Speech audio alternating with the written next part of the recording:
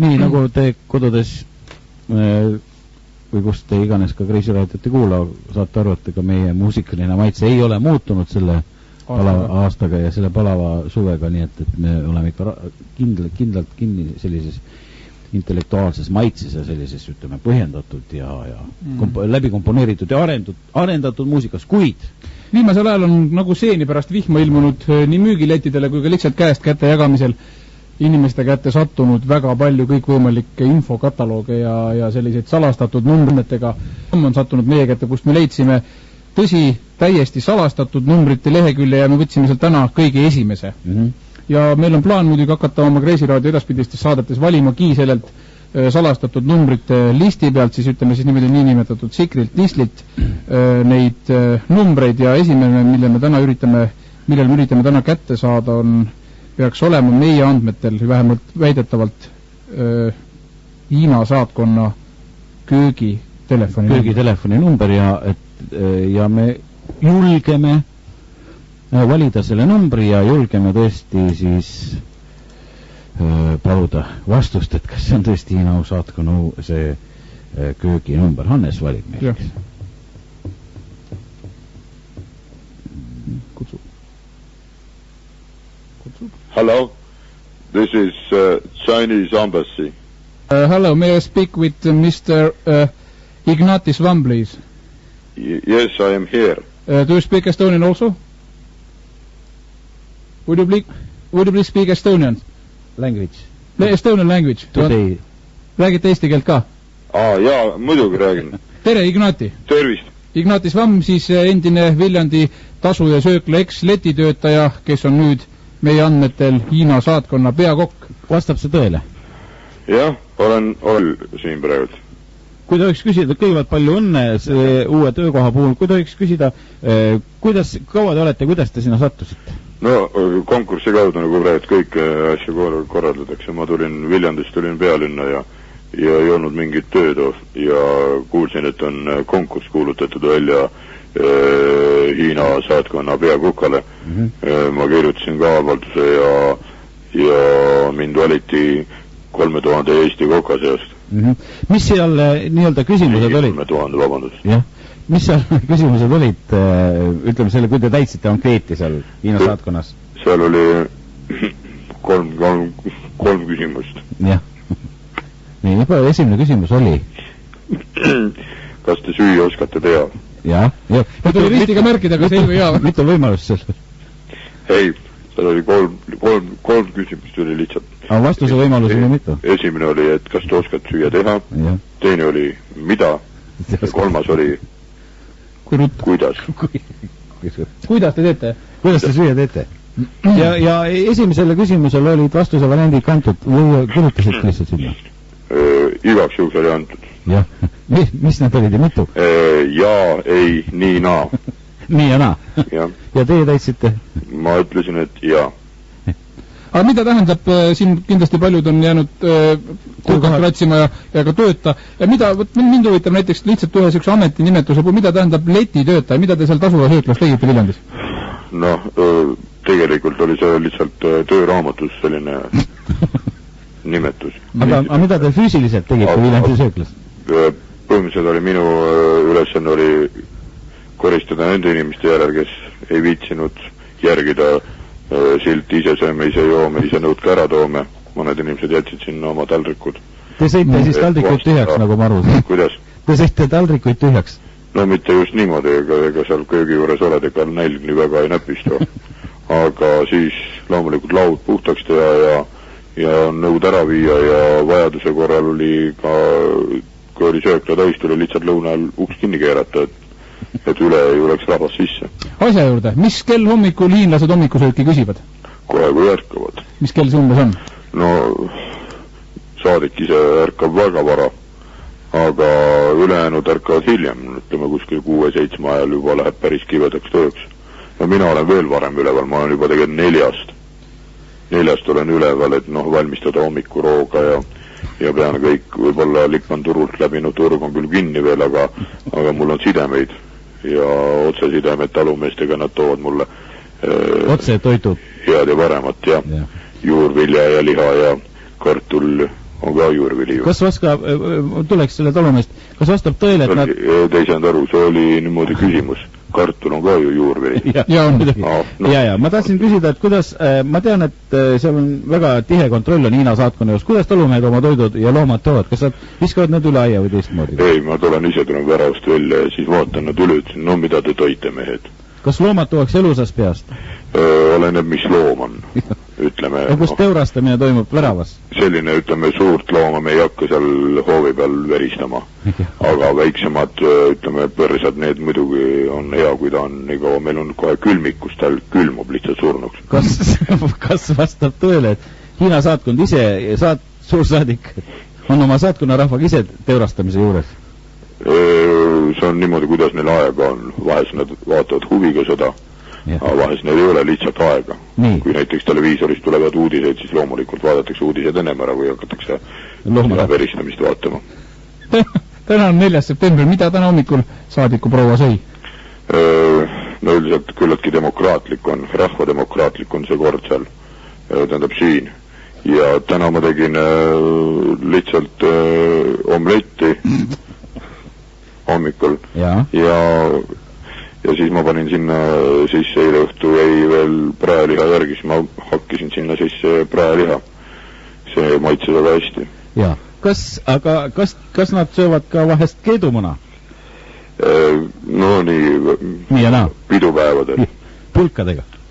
Ei, ikka lusikas ja kooritakse ära ka ja... On see jutt õige, mis vastab, mida on räägitud, et üldiselt on üks Hiina kokaametil on see eelis, et põhimõtteliselt nii-öelda köögis ei lõppe kunagi töö ära, kuna hiinlastel ei ole sellised ranged söögiaeg, nagu on, ütleme, europiitsetel, et on lõuna, hommikusöök ja õhtusöök, vaid et neil on, ütleme niimoodi, et kui tuleb nälg, siis tullakse hakatakse sööma ilma selleks kella vaatamata.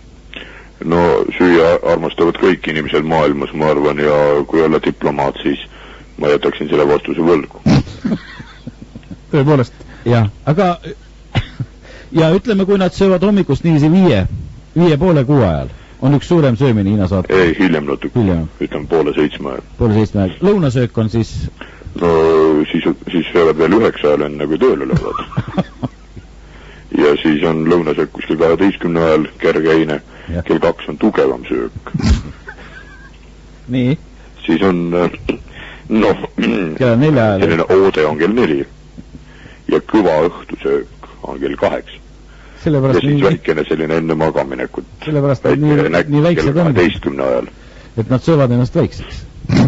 Ei, nad söövad tihedalt, natuke palju ei söö. Nii. Näiteks tänane, siis ütleme see kella 9 söögikord. Mind huvitaks lausa kohe, mina kohe kibeleks küsima, tahaks kohe teada tervet menüüd, et äkki te võtate... Ega läheks söögikordade kaupa. Me hommikul teame, et nad sõid omletti ja praeliha. Siis mis kell 9 sai? Kell 9. Meil on väga head sidemed Rakvere lihakombinaadiga, siis ma keetsin neile viinereid potitäie. Ja loomulikult sinna juurde kartulisalat. Ja siis panin sellised mõned tomati sellised viilud peale karneeringuks ja keskele panin sisse Peterselli. Peterselli. Nii, tugevam söök kell 12? Noh, kell 12 või oli oode? Ütleme nii, et läheb nii eeltugevaks söögiks.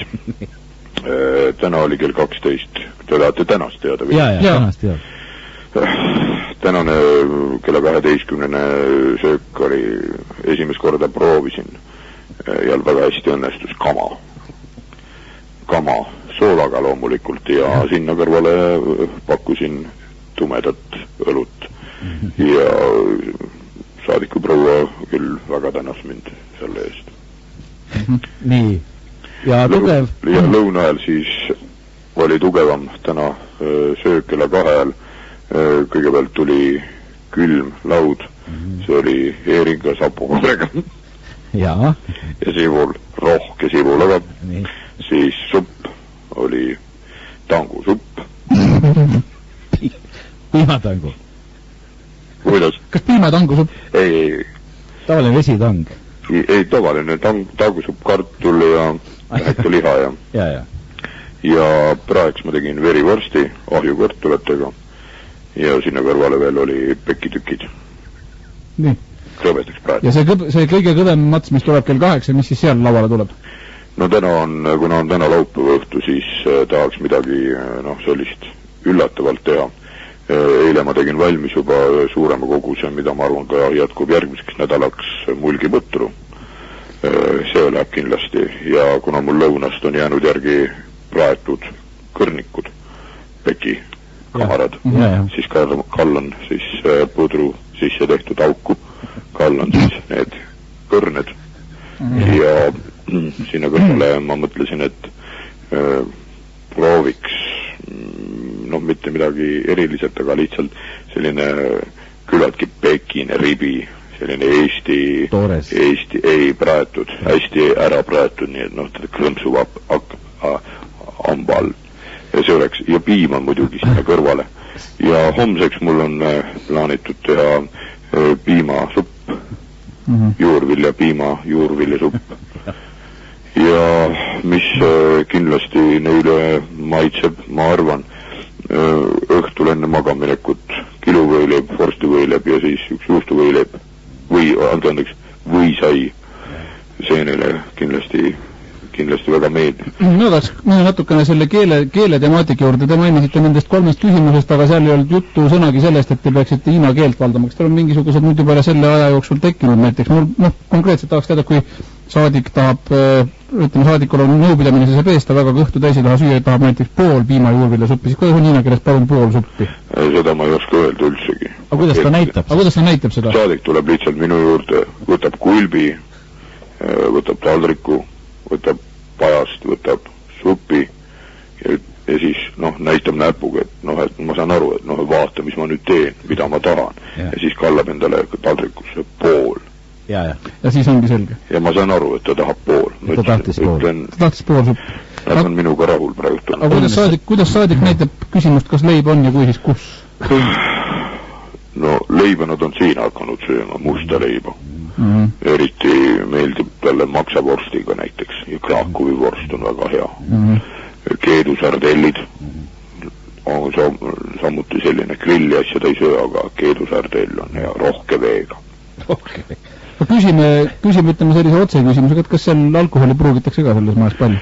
Eks ikka kõike nagu normaalsed inimesed, aga ega siis diplomaat ja poliitik ei ole ju mingisugune monstrum, ei tea kus kohast planeedilt, ta on ikkagi inimene, võib-olla teisest rahvusest, aga ta armastab ka kõike seda, mida inimene armastab ja oma hädavajalikud asjad ta teeb veetses ära nagu kõiki teie, et selles mõttes ta on haige nii nagu meie oleme ja on ka terve ja rõõmustab rõõmu üle ja valab kivedalt pisaraid. Tahangi just rääkida seda, et kui ma esimest korda lauale tõin verivorsti, siis nad sõid ja terve perekond nuttis rõõmust, nad olid nii tänulikud, pisarad voolasid, ütlesid midagi omavahel, pärast suudeldi mind põskedele. Jah, ma tahtsin küsida, et näiteks kui tuleb uus töötaja Hiinast, kas ta on siis kedagi välja vahetamas või tuleb siia, kui kaua tal võtab aega, ütleme, ma mõtlen seedimise koha pealt Eesti toitudega harjumine ja mis ta teeb, kui tal midagi ei meeldi, kui tal kõht valutab või kui ta tahab toit välja tulla söögilaua ääres, mis ta siis teeb? Võt selle puhul on küll kummaline, et see on sellised inimesed, kes ei tee mitte midagi. Ma näen, et kui ta on lauas, ma näen, et võib-olla tal ei ole see seedimine korras, ta ei ole harjumeid toiduga, aga ta on niivõrd viisakas, et ta enne söögi lõppu ei lahku lauast. Ükskõik kui raske olukord kohe tal ei oleks. Mis juhtub? Näost ma loen seda ära, et nüüd võib-olla on piir, eks ole, meie inimene võib-olla tõuseks püsti, ütleks vabandust, ma nüüd lahkun, ma pean ära käima. Ta on lõpuni. Tal võib olla niimoodi, et teinekord on niimoodi silmad on punnis peas, nägu on punane täiesti. Aga viisakalt kummardab, aga muidugi vähem kummardab kui tavaliselt, kui on probleeme. Ja siis lahkub, loomulikult kiirendatud sammul, aga lahkub. Ja siis pärast on kuskil mujal. Ignatis Vam, mul on üks selline küsimus. Viimasel, see oli vist 6 aega tagasi, kui käis ajakirjandusest läbi väide selle kohta nagu öelnuks, või nagu isegi väitis ja oli veendunud öelnud, Eestis äriga tegelev Itaalia kodanik Ernesto Briatoni, et Eesti toit on maailma kõige jälgim. Mida teil selle kohta öelda on? Ma ei ütleks näiteks nii palju, kui minu kliendid on on kõik seda kiitnud. Ja samas on öeldud, et näiteks tema majad on kõige jälgimad. Osad inimesed on öelnud niimoodi.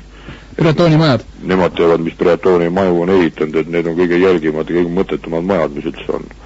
Aga eks see ole niimoodi vaieldav küsimus ja maitse küsimusega selles ei ole üldsegi asi. Ma arvan. Kas saaks ühe soovi küsimuse ette, mul on üks soovi küsimus, et te minu käest küsiksite. Jah, palun. Mida me küsime? Te küsiksite minu käest, et kas mul on olnud kahju Viljandist lahkuda. Kas, Ignatisvam, kas teil on olnud ka kahju Viljandist lahkuda? Jaa. Aitäh. Kena, ja me paneme teile ühe muusika siia teie intervjuu lõpuks. Ja mis siis öelda, kuidas kokale öeldakse? Kokale öeldakse lihtsalt kokamüts pähe ja kulp kastrulisse. See on siis nagu selline hea soov. Mida kastrulil mõeldakse?